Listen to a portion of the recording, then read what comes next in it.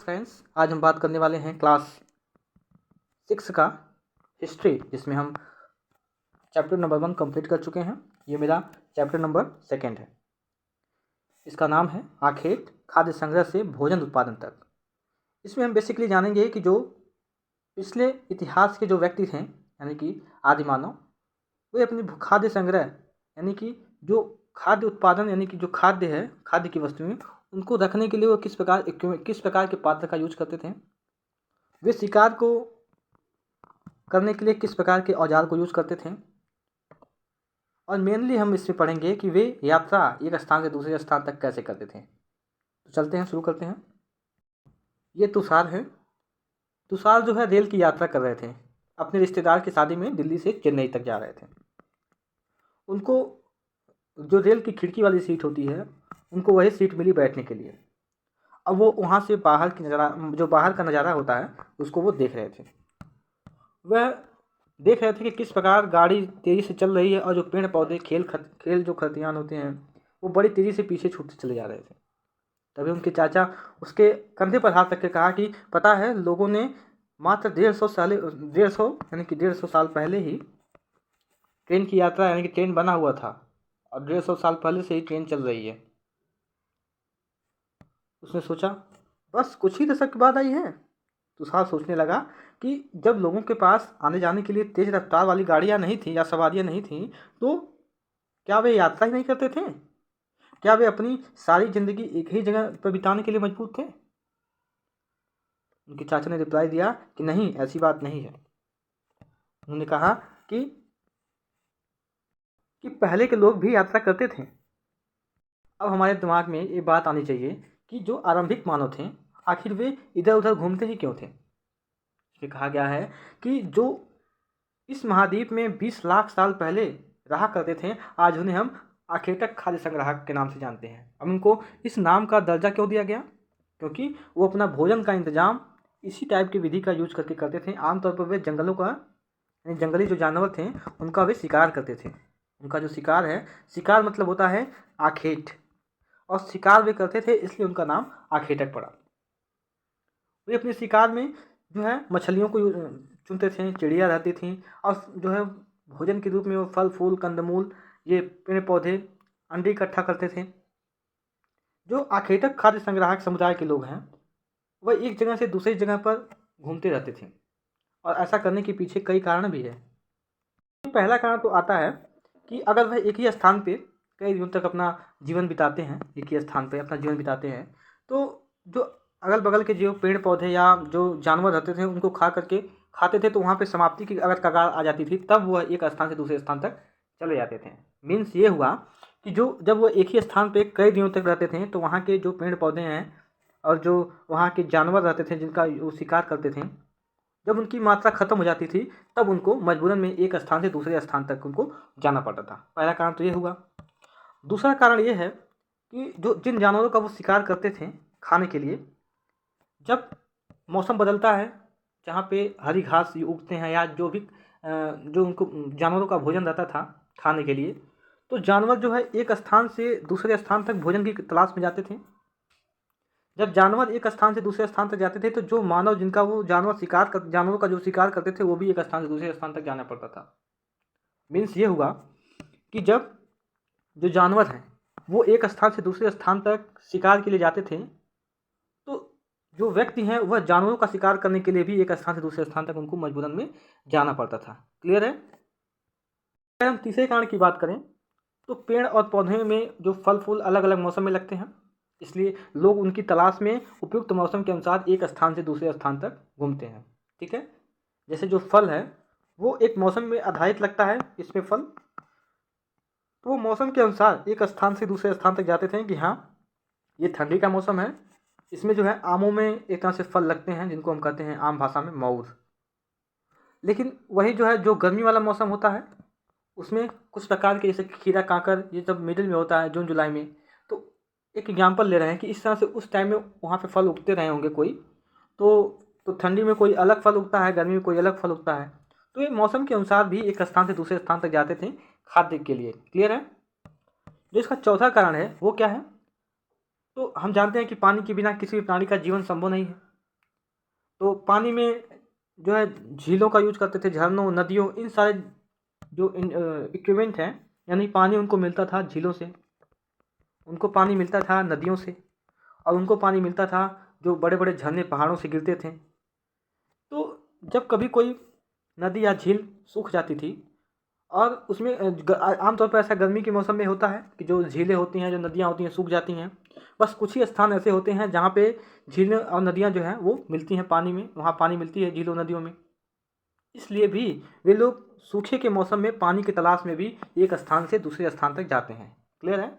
यानी इसका अगर मेन मुद्दा देखें चौथे कारण का, तो वह पानी की तलाश में भी एक स्थान से दूसरे स्थान तक जाते थे, क्योंकि गर्मी के मौसम में जो झीलें और जो झरने होते हैं उसमें पानी खत्म हो जाता है, और कुछ ही ऐसे झीलें और झरने रहते हैं जहाँ पे पानी मिलता है। तो इसके तलाश में भी वह एक स्थान से दूसरे स्थान तक जाते थे। क्लियर है? अब हम लोग के दिमाग में ये आना चाहिए कि आरंभिक मानव के बारे में हमें जानकारी कैसे मिली। हमें ये जानकारी कैसे मिली कि आरंभिक जो मानव थे, यानी कि पिछले जो इतिहास में आदि मानव रहते थे, वह कौन कौन से इक्विपमेंट यूज करते थे, और ये हम मान सकते हैं कि वे एक स्थान से दूसरे स्थान तक जाते थे। तो इसमें दिया हुआ है कि जो हमारे पुरातात्विकविद हैं, उन्हें कुछ ऐसी वस्तुएं मिली जिनका निर्माण और उपयोग आखेटक और संग्राहक के रूप में किया करते थे। जो आखेटक और संग्राहक करते थे, जिनको बताया कि जो शिकार करते थे वह इनका उपयोग करते थे। यह संभव है कि लोगों ने अपने काम के लिए पत्थर, लकड़ियाँ और हड्डियों का औजार बनाए रहे होंगे उस समय। इनमें से पत्थरों के औजार आज भी बचे हुए हैं। इनमें से कुछ औजारों का उपयोग फल फूल काटने में, हड्डियाँ और मांस काटने में, पेड़ की छाल और जानवरों की खाल उतारने में इनका उपयोग करते थे। और कुछ के साथ जो कुछ हड्डियाँ होती थीं वो लकड़ी के जो मुट्ठे लगा करके भाले और बाण, यानी उसको और हथियार के रूप में यूज करते थे। हथियार के रूप में उनका यूज करते थे। कैसे करते थे कि जैसे कोई हड्डी है, मजबूत हड्डी है, या कोई मजबूत लकड़ी है, उसका उपयोग भाले बनाने में, कोई लकड़ी रहती है उसका उपयोग बाण बनाने में। तो इस तरह के हथियार बनाने में भी इस प्रकार यूज करते थे। कुछ औजारों से लकड़ियाँ काटी जाती थीं, और कुछ लकड़ियाँ ऐसी होती थी जिनका यूज वह आग जलाने में, यानी ईंधन के रूप में करते थे, ईंधन के रूप में। और कुछ ऐसे लकड़ियाँ होती थी जिनसे वे अपना घर बनाते थे, झोपड़ी बनाते थे। क्लियर है? रहने के लिए। जैसे अगर आप इसको देखें, इन फिगर को देखेंगे, तो कह रहा है कि ये जो है ये पत्थर है। यहाँ पे आपको नुकीला दिखाई दे रहा है, नुकीला पत्थर। यहाँ भी आपको नुकीला पत्थर दिखाई दे रहा है। तो इन पत्थरों का यूज बेसिकली क्या करते थे, किसी चीज़ को देखिए यहाँ पे खोदने के लिए करते थे इन पत्थरों से। यानी हाथ में ऐसे पत्थर ले लेंगे, और इसके अंदर देखिए यहाँ पे कोई अगर जड़ बूटी का पत्ता होता था, या कोई फल, मतलब जो वृक्ष होते हैं छोटे, एक तरह से कहेंगे छोटे पौधे, तो उनको अगर खोदना रहता था तो इस प्रकार के इंस्ट्रूमेंट का यूज वह करते थे खोदने के लिए। क्लियर है? और यहाँ पे दे रहा है कि जो जानवर की खाल से बने वस्तुओं को सिलने में भी इनका यूज करते थे। जो ये है नुकीला आपको दिखाई दे रहा होगा, इनका जो यूज है वो अपने जैसे कपड़े अगर जो पहनते थे, तो उस समय वह जानवरों की जो खाल रहती थी, ऐसे जानवरों की जो खाल रहती थी उसको वो उजाड़ते थे, और जो खाल रहती थी उसको सिलने के लिए इस प्रकार के पत्थर का यूज वो करते थे। क्लियर है? जिनसे वे कपड़े बनाते थे। आई होप क्लियर हो गया होगा। अब यहाँ पे दिया हुआ कि रहने की जगह निर्धारण वे कैसे करते थे। तो यहाँ पे नीचे मैप में दिया हुआ है, अभी हम दिखाते हैं कि जो जगह का निर्धारण करते थे वे इस प्रकार की जगह का निर्धारण करते थे, जहाँ पे हमने पिछले भी जो चैप्टर 1 है उसमें क्लियर किया है कि कोई नदी रहनी चाहिए, वहाँ पे कोई जंगल रहना चाहिए, जिनसे नदी से उनको पानी मिल सके, और जो जंगल है उनसे वो शिकार कर सकें, और उसमें जो फल फूल लगते हैं, कंदमूल और जो खाने वाले फल होते हैं, उनसे वे अपने भोजन के रूप में इस्तेमाल कर सकें। तो कुछ ऐसे चुनिंदे स्थानों को वो चुनते हैं जिनसे उनका इन सारे इक्विपमेंट को पूरा करने की क्षमता रखती हो। तो हम इसमें देखेंगे, इसमें कह रहा है कि जो लाल रंग के त्रिकोण के स्थान है, वहाँ ऐसे पुरास्थल मिले हैं जहाँ पे उनके रहने का एक प्रमाण मिला हुआ है। तो देखते हैं इसमें क्या है। यहाँ पे एक लाल जो त्रिकोण है, ये देखिए आपको भीमबेटका दिखाई दे रहा होगा। यहाँ पे ऐसे प्रमाण मिले हैं जहाँ जिस जो खाद्य संग्राहक के जो लोग हैं, कि ऐसा माना जाता था कि यहाँ पे लोग रहते थे। अगर हम दूसरी बात करें तो जो हुस्की है, यहाँ पे दिखाई दे रहा होगा हुस्की, यहाँ पर भी ऐसे प्रमाण मिले हुए हैं। यहाँ तक कि कुरनूल की जो गुफाएं होती हैं वहाँ पर भी ऐसे प्रमाण मिले हुए हैं। तो हमारा कौन कौन सा हो गया? पहला हो गया हुस्गी, दूसरा हो गया कुरनूल, और तीसरा हो गया भीमबेटका। क्लियर है। भीमबेटका कहाँ पे है? मध्य प्रदेश में। हुस्की कहाँ पे है? कर्नाटक में। और कुन्नुल क्या है? आंध्र प्रदेश में। क्लियर है। इन स्थानों पर ऐसे स्थान मिले हैं जहाँ पे ये जो खाद्य संग्राहक के लोग हैं रहने के संकेत मिले हुए हैं। क्लियर है। अब आप पूछेंगे कि कौन सा ये पुरास्थल रहता होगा, तो यहाँ पे आपको दिखाई दे रहा होगा ये पूरा पाषाणिक पुरास्थल था, पूरा पाषाणिक। क्लियर है। जो यहाँ पे लाल चिन्ह दिखा हुआ है यहाँ पे, ये पूरा पाषाणिक पुरास्थल है। ये तीनों जो उनको बताया, जो आपको पहले बताया है। क्लियर है। एग्जाम में ऐसा भी पूछ देता है कि हमें नाम बताइए कि ये नवपाषाण काल के पुरास्थल हैं। तो अगर नवपाषाण काल के पुरास्थल की बात करेगा तो जो यहाँ पे इंडिकेशन दिया हुआ है ये वाला सॉरी ये वाला इंडिकेशन जो दिया हुआ है वो पुरास्थल जो है नवपाषाण पुरास्थल है।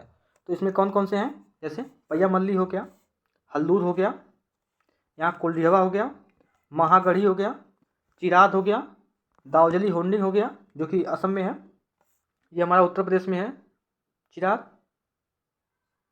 इसके अलावा यहाँ पे बोझोन दिया हुआ है और ये मेहरगढ़ जो कि पाकिस्तान में है। क्लियर है। तो ये हमारे महापाषाण स्थल हैं। ठीक है, नवपाषाण काल। उसके बाद से ये जो गोला वाला दिया है हरा वाला, ये महापाषाणी काल स्थल है। तो ये कौन कौन से हैं? तो आदि चंदनूर, उसके बाद से ब्रह्मगिरी, उसके बाद से कहाँ पे है? ये दो है। क्लियर है। ये जो है जो इस तरह से बना हुआ है, ये आरंभिक गांव होते थे पहले में। अगर हम आरंभिक गांव में की बात करें कि सबसे पहले कौन सा आरंभिक गांव है, तो आप बताएंगे इनाम गांव। क्लियर है। इनाम गांव के अलावा कौन सा है? कोई नहीं है। अब आते हैं हमारे आधुनिक नगर। आप किन्हें आधुनिक नगर कहेंगे? आधुनिक नगर में हमारे आते थे मुंबई, कोलकाता, और कौन सा है? दो ही है। क्लियर है।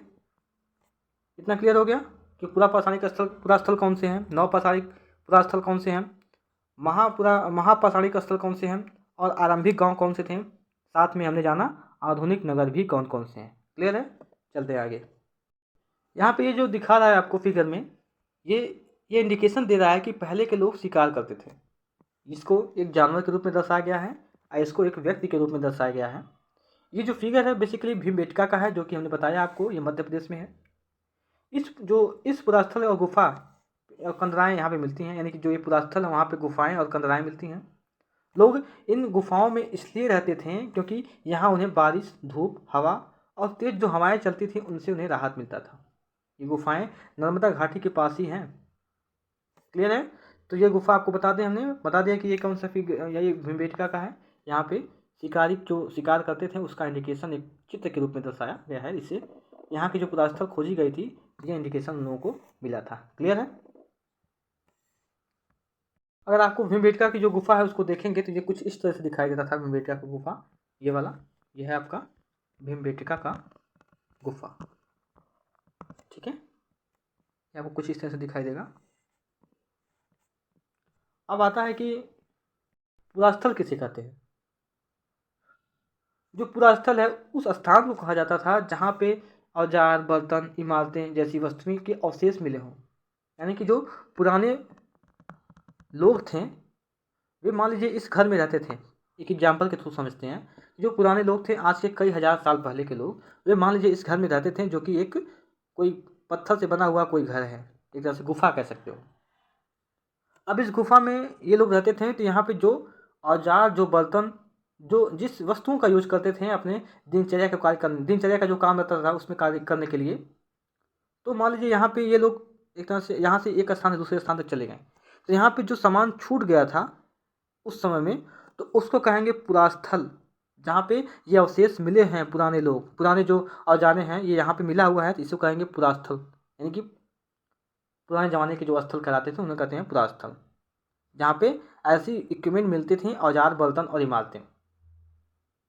ऐसी वस्तुओं का निर्माण लोगों ने अपने काम के लिए किया था और बाद में वे वहीं छोड़ के चले गए, जैसे मैंने बताया कि एग्जाम्पल के थ्रू। ठीक है।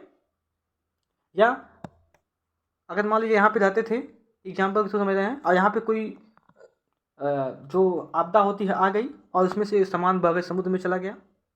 फिर समुद्र में जो हमारे खोजकर्ता हैं, जो पुरातात्विकविद हैं, वो खोजे रहे होंगे वो सामान यहाँ मिला होगा, यहाँ से यहाँ पे लिंक लगाए होंगे, तब उनको पता चला होगा कि ये स्थान जो है ये पुरास्थल है जहाँ पे ये इक्विपमेंट पाए गए हैं। क्लियर हो गया।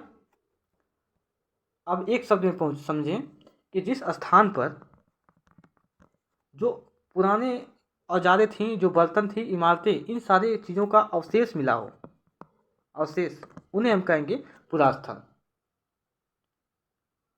जिनका उपयोग लोग कर चुके थे पहले और उनको वो छोड़ करके चले गए। ठीक है, ज़मीन के ऊपर, अंदर, कभी भी, ठीक है, किसी भी स्थान पे जो लोग जो पाए गए हैं, यहाँ पे आपको दिया होगा। ठीक है, आपको पुरास्थल क्लियर हो गया। चलते हैं आगे। अब यहाँ पे है आग की खोज। तो अभी हम नीचे फिगर में देखेंगे कि जो कुल्लू की गुफा है, यहाँ राख के अवशेष मिले हैं। इसका मतलब यह है कि आरंभिक लोग आग जलाना सीख गए थे। आग का इस्तेमाल वह कई कार्यों में करते थे, जैसे कि मांस भूजना, खतरनाक जानवरों को दूर भगाना आग के माध्यम से। तो इस प्रकार के यूज वे जो पहले लोग के व्यक्ति थे वे करते। बात आता है आग की खोज, यानी जो कुल्लू की गुफा है, अभी हम फिगर नीचे देखेंगे कुल्लू की गुफा कहाँ पे है, तो वहाँ पे राख के अवशेष मिले थे। इसका मतलब है कि आरंभिक लोग आग जलाना सीख गए थे। आग का वह यूज करते थे किस लिए? वह यूज करते थे प्रकाश के लिए, मांस भूनने के लिए, और जो खतरनाक जानवर हैं उनको दूर भगाने के लिए। ऐसे वो मसाले का यूज करते हैं। आज भी आग भगाने के लिए जो जानवर हैं बड़े बड़े, उनका इस्तेमाल जंगलों में ऐसा किया जाता था, किया जाता भी है। जो हमने पीछे पढ़ा कि जो नवपाषाण काल, महापाषाण काल, आधुनिक काल और पूरा पाषाण काल, इसका नाम कैसे पड़ा? इसमें ये कह रहा है कि नाम और तिथियाँ ऐसे कैसे पड़े। जो पुरातात्विक विधि हैं बड़े बड़े, उन्होंने नाम ऐसे रखे हैं कि जो आरंभिक काल को वे पूरा पाषाण काल मानते हैं, कि जो सबसे पहले काल शुरू हुआ उसको पूरा पाषाण काल मानते थे। पूरा मतलब होता है प्राचीन और पाषाण मतलब होता है पत्थर, यानी इनका नाम पत्थर के औजारों को महत्व, माने जो पत्थर के औजार रहते थे उनके महत्व को बताता है, इसलिए पूरा पाषाण काल स्थल कहा गया। पूरा मतलब प्राचीन और पाषाण मतलब पत्थर, यानी प्राचीन पत्थर से बना हुआ। जो पूरा पाषाण काल 20 लाख साल पहले से या 12,000 साल पहले के दौरान माना जाता है। इस काल को 3 भागों में विभाजित किया गया है, आरंभिक, मध्य और उत्तर। मानव इतिहास का लगभग 99% कहानी इसी काल के दौरान घटित हुई। जिस काल में हमें पर्यावरणीय बदलाव मिलते हैं उसे मेसोलिथ यानी कि मध्य पाषाण काल कहा जाता है। इसका समय 12,000 साल से पहले से लेकर के 10,000 साल पहले माना जाता है। यानी हम बात कर रहे हैं मेसोलिथ यानी मध्य पाषाण काल युग का, जिसका जो टाइम पीरियड है वो 12,000 साल से पहले से लेकर के 10,000 साल पहले तक माना जाता है। इस काल के पाषाण औजार आमतौर पर बहुत छोटे होते थे, जिसको हम माइक्रोलिथ यानी लघु पाषाण भी कहा जाता है इसको। इन औजारों में हड्डियों या लकड़ियों से बने हंसिए और जैसे औजार भी मिलते थे। साथ ही साथ पूरा पाषाण युग वाले औजार भी यहाँ बनाए जाते थे। अगले युग की शुरुआत लगभग 10,000 साल पहले से मानी जाती थी, जिन्हें हम नवपाषाण युग कहा जाता है। क्लियर है? हम 3 पाषाण के बारे में पढ़ चुके हैं। पहला क्या हो गया? पूरा पाषाण काल। दूसरा क्या हो गया? मध्य पाषाण काल। और तीसरा क्या हो गया? नवपाषाण काल। नवपाषाण काल हमने बताया आपको 10,000 साल पहले से ऐसे माना जाता है। इनका जो टाइम पीरियड है नवपाषाण काल का वो 10,000 साल पहले के हैं। ठीक है, हमने पूरा पाषाण काल के जो स्थल है ऊपर आपको बताया है, जो एक मैप आया है, अभी हम एक बार फिर से दिखा दे रहे हैं। ये जो स्थल है, जैसे यहाँ पर दिया हुआ पूरा पाषाण का पूरा स्थल, तो यहाँ के हमने बताया कि जैसे हुस्की हो गया और यहाँ भीमबेटका हो गया, ये स्थल हैं। तो जो हम आपको तीनों के बारे में बताए हैं, पूरा पाषाण काल, नवपाषाण काल, मध्य पाषाण काल, ये तीनों चीज़ों के जो पुरास्थल हैं उसको इस मैप में आपको दिखेगा। क्लियर है? तो इन्हीं का जिक्र हो रहा था कि इनका जो टाइम पीरियड है वो कितना है, 20 लाख वर्ष पहले से लेकर के 12,000 साल पहले तक। इनका जो नवपाषाण का है वो महापाषाण का यानी कि मध्य पाषाण काल का वो कितना है, 12,000 साल पहले से लेकर 10,000 साल पहले तक। और जो नवपाषाण काल का है वो 10,000 साल पहले तक का है। क्लियर है इनका टाइम पीरियड? तो इनके बारे में हमने आपको नीचे जो है जिक्र किया है। क्लियर है? अब चलते हैं आगे। अब उस समय कैसे जलवायु में जो बदलाव हुआ वो कैसे हुआ, कैसे लोग पूरा पाषाण काल स्थल आया, कैसे फिर मध्य पाषाण काल स्थल आया और कैसे फिर नवपाषाण काल स्थल आया, उससे क्या जलवायु में कुछ परिवर्तन आया, इसलिए आया, या जो बदलती हुई जलवायु है इसका किस प्रकार इसका प्रभाव डालती है, किस प्रकार इफेक्ट डालती है। इसमें हम जानेंगे कि जो बदलती जलवायु है, यानी लगभग 12,000 साल पहले की जो दुनिया थी, उस दुनिया में जलवायु में अनेक बदलाव आए। जैसे गर्मी बढ़ने लगी, इसके फलस्वरूप जो है घास के मैदान बनने लगे, जिससे कई प्रकार के जानवर जैसे हिरन, बारहसिंघा, भेड़, बकरी, इन प्रकार के जानवरों की संख्या बढ़ी। क्यों बढ़ी? क्योंकि घास का मैदान बढ़ा। इन घास के मैदान को खा करके ये जिंदा रहते गए और अपने जो प्रजनन है उसको बढ़ाते गए, जिससे इनकी जो संख्या है वो बढ़ गई। क्लियर है? अब जब जानवरों की संख्या बढ़ी, इससे लोग उनका शिकार करने लगे, वे भी इनके पीछे आए और खाने पीने की आदतों और प्रजनन के समय इनकी जानकारी हासिल हुई। या हो सकता है कि तब वे लोग जानवरों को पकड़कर अपनी ज़रूरतों के जो बातें हैं उनको अनुसार पालने की कोशिश करते थे। और साथ में इसी काल में मछली को भोजन के रूप में, स्रोत के रूप में देखा गया। भोजन का स्रोत मछली को देखा गया इसी काल में, क्योंकि जो मछली रहती है उसका एक टेम्परेचर होता है जिसमें उसको थोड़ी ठंडी थोड़ी गर्मी, इनके बीच का जो टेम्परेचर होता है वहाँ पे वो मछली रहती थी। तो हो सकता है पहले का जो टेम्परेचर था 12,000 साल ऊपर के जो टेम्परेचर थे वो हो सकता है ठंड नहीं हो। 12,000 साल पहले के जो टेम्परेचर हो गए वो गर्मी थोड़ा सा हुई हो, उनके बीच का जो समय है उसमें मछलियाँ पलती हों। क्लियर है? तो आई होप क्लियर हो गया होगा बदलती जलवायु कैसे बदला, कि मतलब जो जलवायु, गर्मी का मौसम बढ़ा, गर्मी से के बाद गर्मी के इफेक्ट से यहाँ घास के मैदान उगने लगे। घास के मैदान से क्या हुआ? जानवर उसको खाएं, उनका प्रजनन बढ़ा और फिर जानवरों का शिकार लोग करने लगे। कौन? जो व्यक्ति हैं। क्लियर है? कि आपके दिमाग में ये आना चाहिए कि खेती और पशुपालन की शुरुआत कैसे हुई उस समय। तो इसी दौरान महाद्वीप के विभिन्न इलाकों में गेहूं और जौ और धान जैसे अनाज प्राकृतिक रूप में उगने लगे। अब क्वेश्चन ये पूछता है कि पहले कौन कौन सी जो फसलें हैं वो उगाई गई थी। ऑप्शन दे देगा आपको गेहूं, जौ, धान। अब पूछेगा इसमें कौन सा नहीं है, तो एक कोई दूसरा दे देगा, मटर दे सकता है। तो आपको मटर आंसर मानना है, क्योंकि इसमें तीनों चीज़ें आपको दी हुई हैं, गेहूँ, जौ और धान। क्लियर है? अभी फिर इसमें अनुमान लगा रहा है शायद महिलाएं, पुरुषों और बच्चों ने इन अनाजों को भोजन के रूप में बटोरना शुरू किया होगा। साथ ही वे यह भी सीखे होंगे कि अनाज कहाँ उगते थे, कब यह पककर तैयार होते थे। ऐसा करते करते लोगों ने अनाज को खुद पैदा करना शुरू सीख लिया होगा और इस प्रकार वो धीरे धीरे क्या बन गए होंगे? धीरे धीरे वो कृषक बन गए होंगे। पहले बटोरना शुरू किया होगा, फिर उनको ये पता लगाना होगा कि यह आखिर ये पेड़ उगता कहाँ है। फिर उसके बाद से उसको वे देखते रहेंगे कि आखिर ये पक कब रहा है, किस सीज़न में पक रहा है, किस सीज़न में उसको बोना है। तो इस प्रकार अनाज की खेती कैसे की जाती है वे सीख लिए होंगे। क्लियर है? और इस प्रकार वह कृषक बन गए। इसी तरह लोगों ने अपने घरों के आसपास चारा रखकर जानवरों को आकर्षित करना शुरू कर दिया और उन्हें पालतू बनाया। सबसे पहले जिस जंगली जानवर को उन्होंने पालतू बनाया उसका नाम है कुत्ता। ये सीधा सीधा क्वेश्चन पूछता है कि पहले के लोग सबसे पहले पालतू किस जानवर को बनाए थे, तो आप बताएंगे कुत्ते को। फिर धीरे धीरे लोगों ने भेड़, बकरी, सुअर जैसे जानवरों को अनाज जो है नज़दीक उनके घरों को आने लगे। जब कुत्ता आने लगे तो उसके साथ जो अन्य जानवर हैं जैसे भेड़, बकरी, सुअर, इस प्रकार के जानवर भी लोगों के घरों के आसपास घूमने लगे। क्यों घूमने लगे? क्योंकि वह जो खाते पीते थे उनको ऐसे फेंक देते थे। जब फेंकते थे तो वह गंदगी बन जाती थी, तो सुअर आकर्षित होकर के आ जाता था। अगर कोई जो पेड़ पौधे में से जो जैसे फल फूल खाते थे तो उनका जो डंठी या टहनी होती थी, एज्यूम कर रहे हैं, आप भी एज्यूम कर सकते हैं, टहनी रहती होगी तो उसको घर के बाहर फेंकते होंगे तो बकरियां उसको खाने के लिए आती थी। क्लियर है? ऐसे जानवर झुंड में रहते थे जहाँ ज़्यादातर घास थे, यानी कि जो जानवर उनके अगल बगल आते थे तो वो हो सकता है उनके अगल बगल घास ही रही हो और उनको खाने के लिए जानवर आते हों। जैसे बकरी हो सकता है, सुअर हो सकता है, गाय हो सकती है, या उनके ऊपर कोई जानवर आक्रमण किया हो, भागते भागते मनुष्य के पास आए हों और मनुष्य से डर के वह जानवर भाग गया हो तो उनको लगा हो कि यह एक सेफ्टी का काम करेगा तो अगल बगल घूमते रहे हों। क्लियर है? तो धीरे धीरे ये जो है पशुपालक भी इस तरह बन गए कि पहले कुत्ते को, फिर उसके बाद से ये जो जानवर हैं बकरी, गाय, सुअर। क्लियर है? चलें आगे। अब थर्ड हमारा कंडीशन आता है बसने की प्रक्रिया, यानी कि लोग एक ही स्थान पर रहते कैसे थे। तो बसने की प्रक्रिया होती क्या है? अगर हम एक सिंपल वे में समझना चाहें तो जैसे एक स्थान रहेगा, मान लीजिए यह स्थान है, यहाँ पे 3 से 4 फैमिली, यहाँ 6 फैमिली मान लेते हैं रहती है। इस फैमिली के पास यहाँ पे घर हो गया, ये घर बनवा लिए। उसके बाद से कोई जानवर यहाँ पे आया, यहाँ इन्होंने उनको पालतू बनाना शुरू कर दिया और उनको एक यहीं पे रख दिया। इसके अगल बगल घास के मैदान हैं जिससे उनको दूर नहीं जाना पड़ेगा अपने पशुओं को चराने के लिए। यहीं पे उन्हें नदी भी है और यहीं पे उनका जंगल भी है। नदी से वे पानी पीते थे, जैसे मैंने पिछले लेक्चर में क्लियर किया है कि नदी से पानी पीते थे। यहाँ वे शिकार करते थे और जो पशु थे उनको चराने के लिए घास का मैदान भी यहीं पे है।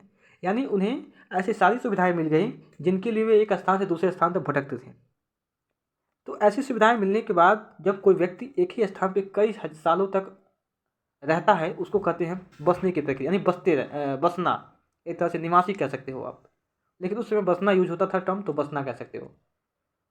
तो कह रहा है बसने की प्रक्रिया शुरू कैसे हुई? तो वही शुरू हुई कि पहले वह घर बनाया होगा, उसके बाद से जो पालतू पशु है वो यहाँ पे आए होंगे तो उसको अपना पालतू पशु बनाया होगा, फिर यहीं डायरेक्ट शिकार करने चला गया होगा, यहीं से वह पानी भरने चला गया होगा। तो उसको ऐसा लगा होगा, ऐसी चीज़ें धीरे धीरे उनके दिमाग में धीरे धीरे आई होंगी, धीरे धीरे। तो धीरे धीरे आने की जो प्रक्रिया होती है तो वह आती चली गई, उनके दिमाग में आता चला गया कि जो अनाज है उसको कैसे उगाते हैं। तो इसी को कहते हैं बसने की प्रक्रिया। और अगर हम एक परिभाषा देखें तो परिभाषा आप देख सकते हैं कि लोगों द्वारा पौधे और जानवरों की देखभाल करने की क्रिया बसने की प्रक्रिया कहलाती है। अपनाए गए पौधे जानवर अक्सर जंगली पौधे और जंगली जानवरों से भिन्न होते थे। इसी वजह से यह बसने की प्रक्रिया की दिशा में अपनाए गए पौधे और जानवरों का चयन करते थे। तो यहाँ पे आपको समझ में नहीं आएगा, लेकिन हमने जो एक आपको एग्जाम्पल के थ्रू बताया है ये आपको समझ में आया होगा, आई होप। ठीक है, तो यहाँ सेकेंड दिया है, आमतौर पर लोग उन्हीं जानवरों का चयन करते थे जिनकी बीमार होने की जो संभावना थी वो कम रहती थी। वह उन्हीं पौधे को भी चुनते थे जिनमें बड़े वाले दाने होते थे और बड़े अनाज पैदा होते थे, जिनके डंठल मजबूत होते थे और दाने जो है पक करके नीचे नहीं गिरते थे, उनको संभाल सके ऐसे वे पौधों का भी चयन करते थे। और पौधों को भी जो पौधे के बीज होते थे उनको संभाल के रखा जा सके ऐसा भी पौधा होना चाहिए, ताकि फिर से उगाने के लिए उसके जो गुण होते हैं वे सुरक्षित उसमें रह सकें, कि फिर से यह उगने के लिए जो इसका बीज है उसमें जो गुण होते हैं वे सुरक्षित रहें। और वह उन्हीं जानवरों को प्रजनन के लिए आगे भी बढ़ाते थे जिनमें आमतौर पर वे अहिंसक होते थे, यानी कि उनको किसी प्रकार का खतरा नहीं रहता था कि हाँ इसको रखने से हमें अपने ऊपर खतरा है। जैसे वह शेर या लायन को नहीं रखते थे अपने पालतू के रूप में, क्योंकि उन्हें पता है कि यह एक हिंसक जानवर है, यह हमारे ऊपर कभी भी हमला कर सकता है।